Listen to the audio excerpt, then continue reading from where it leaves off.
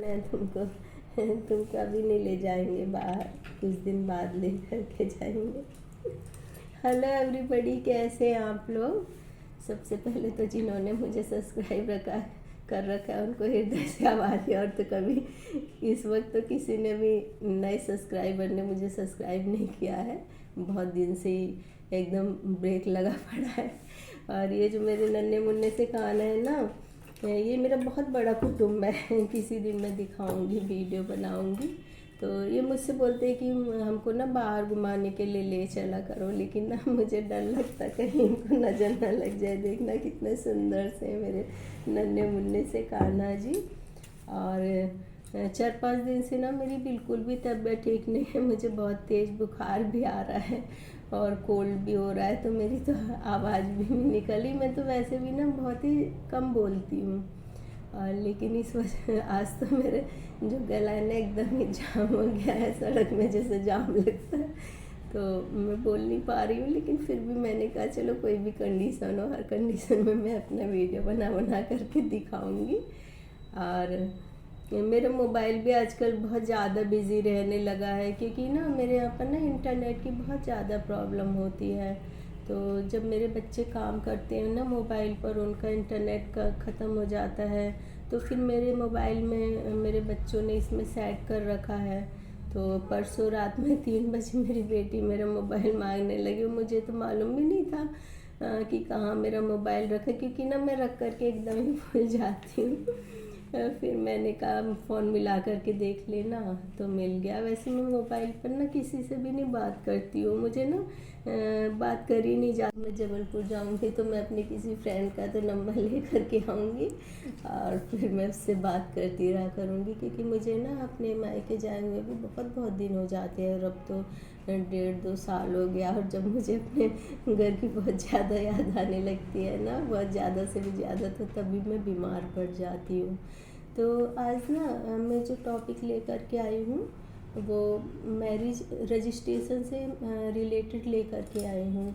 क्योंकि जो marriage registration होता है ना, वो बहुत ही ज़्यादा ज़रूरी होता है। सोचने के लिए तो हम सोचते हैं कि चलो अभी ना कराएं, जो न्यू मैरिड कपल होते हैं या फिर जिनकी कई साल शादी हुए भी हो जाते हैं, तो वो भी सोचते हैं कि चलो हम बाद में करा लेंगे। लेकिन कई बार ऐसा टाइम आता है जैसे कि कहीं आपको फ़ॉरेन जाना हो, और या फिर कभी आप कहीं घर से बाहर दोनों कपल जा रहे हैं, आउट ऑफ सिटी जा रहे हैं, तो ना कई बार चेकिंग होने लगती है। तो चेकिंग होने के समय ना यदि आपके पास में जो मैरिज का सर्टिफिकेट हो, आई मीन मैरिज रजिस्ट्रेशन हो ना, तो वो बहुत ही आसान रहेगा, फिर और भी कोई चेकिंग नहीं होगी आपकी। तो शादी का रजिस्ट्रेशन ना इसीलिए अनिवार्य है। और शादी के रजिस्ट्रेशन से जो संबंधित प्रक्रियाएं हैं वो कौन कौन सी हैं, तो उसके लिए 2 तो विटनेस चाहिए होते हैं, और आप दोनों वाइफ हस्बैंड का आधार कार्ड चाहिए होता है। और जो शादी का रजिस्ट्रेशन होता है वो वहाँ पर ही होता है जहाँ से कि आपकी शादी हुई है, चाहे आप किसी भी जगह रह रहे हो, लेकिन यदि आपको शादी का रजिस्ट्रेशन कराना है तो जहाँ से आपकी शादी हुई है आपको वहाँ पर ही जाना पड़ेगा। और वहाँ पर जो रजिस्ट्रार्ड ऑफिस होता है, तो वहाँ पर ही आपका शादी का रजिस्ट्रेशन हो जाएगा। और इसमें कितना अमाउंट लगता है ये तो वहाँ जाने के बाद ही पता चलेगा, लेकिन बहुत ज़्यादा अमाउंट नहीं लगता है। 2-2.5 हज़ार के अंदर अंदर में ही आपका मैरिज जो सर्टिफिकेट है वो बन करके तैयार हो जाता है। और इसके लिए 2 विटनेस भी चाहिए होते हैं। तो विटनेस तो आप या तो अपने साथ में ले करके चले जाएं, और या तो फिर आप जहाँ पर रजिस्टर्ड ऑफिस में जा रहे हैं आप उनसे कह दें, तो वो आपको 2 विटनेस अवेलेबल करवा देंगे। और ये जो संस्थाएं होती हैं जहाँ पर सामूहिक विवाह होता है, तो ये जो सामूहिक विवाह होते हैं ना, इनको जब कानूनी मान्यता मिल जाती है, कानून की पूरी प्रक्रियाएं हो जाती हैं ना, तभी ये संस्थाएं विवाह करा सकती हैं। और यदि जो संस्थाओं को कानूनी प्रक्रिया की मान्यता नहीं मिल पाती है, तो ये संस्थाएं जो है विवाह नहीं करा सकती हैं। तो ये जितने भी जो सामूहिक विवाह होते संस्थाएं करवाती हैं, तो ये कानूनी रूप से मान्य होते हैं। और मैं एक बात और बताना चाहूँगी कि आजकल की जो बहुत पढ़ी लिखी भी लड़कियां हैं मतलब कई तो उसमें वकील भी हैं और बहुत बड़ी बड़ी ऑफिसर्स भी हैं और अब भी और अब के पहले भी कई बार ना वह धोखे का शिकार हो जाती हैं। जैसे कि किसी के साथ में वह रहती हैं तो फिर जहाँ शादी की बात आती है तो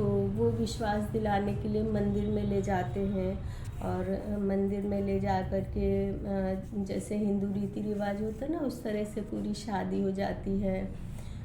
तो फेरे वगैरह भी हो जाते हैं और फ़ोटो भी एक दो आते हैं। तो और उसके बाद में सारी मतलब वही सेम प्रक्रियाएं जैसी शादी में होती है उस तरह से हो जाता है, लेकिन जो वो विवाह होता है ना वो मान्य नहीं होता है।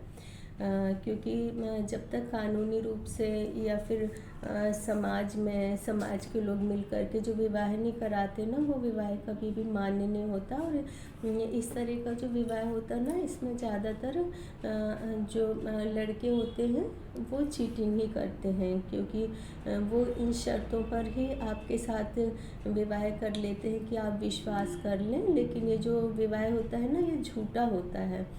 तो ये जो इस तरह से झूठा विवाह करते हैं लड़के वो आपको कभी भी छोड़ सकते हैं। तो आप इतनी पढ़ी लिखी हैं, समझदार हैं और इतना किसी पर ट्रस्ट कर रही हैं कि आप उससे शादी कर रहे हैं, तो ट्रस्ट करने से पहले कम से कम आप कन्वेंस कर लें उसको, अच्छी तरह से सोच समझ लें, क्योंकि उसके साथ में आपको अपना सारा जीवन गुजारना है, ना कि एकदम इनोसेंट की तरह बिना कुछ सोचे समझे आप मंदिर में जा कर के विवाह कर लें। और इतना पढ़े लिखे इतने अच्छे ऊंचे पद पर होने के बाद में फिर आप लोगों से ये बताते फिरें कि नहीं इसने तो मुझसे ऐसे धोखे से शादी करी थी और मेरे साथ चीटिंग करता रहा। तो इसमें जितना ऑफेंस चीटिंग करने वाले का ना उतना ही ऑफेंस हम लोगों का भी, क्योंकि आजकल ना लड़कियों को इतनी ज़्यादा फ्रीडम मिलती है कि जितना वो अपने लिए सोचती समझती हैं तो उनको अपने फ्यूचर के लिए भी उतना ही सोच समझ करके कदम उठाना चाहिए।